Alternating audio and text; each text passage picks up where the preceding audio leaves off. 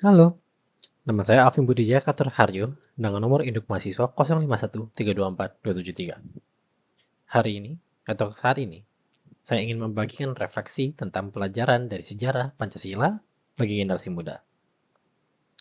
Dengan menyoroti salah satu masa penting dalam perjalanan bangsa, yaitu era Orde Baru.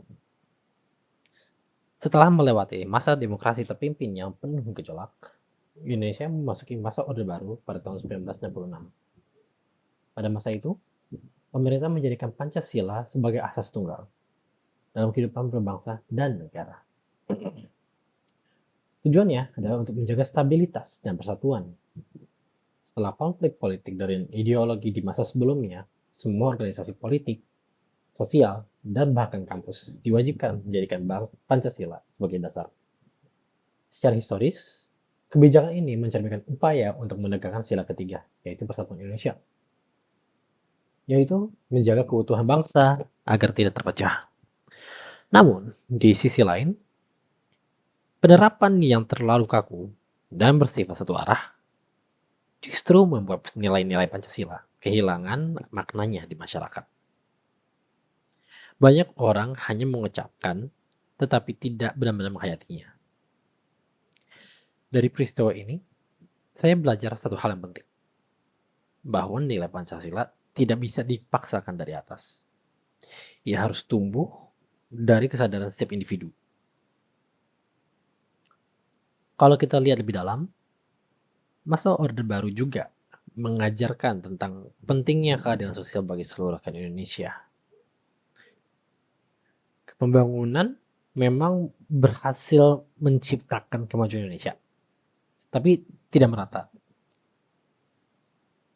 Ada sebagian masyarakat yang tertinggal, dan ada juga yang maju dengan pesat. Hal ini menjadi pengingat bahwa keadilan bukan hanya soal pertumbuhan, tetapi juga soal pemerataan dan kemanusiaan. Nilai yang terkandung dalam sila kedua dan sila kelima. Bagi saya pribadi, perjalanan terbesar dari masa Orde Baru adalah Pancasila bukan sebagai alat kekuasaan, tapi pedoman moral.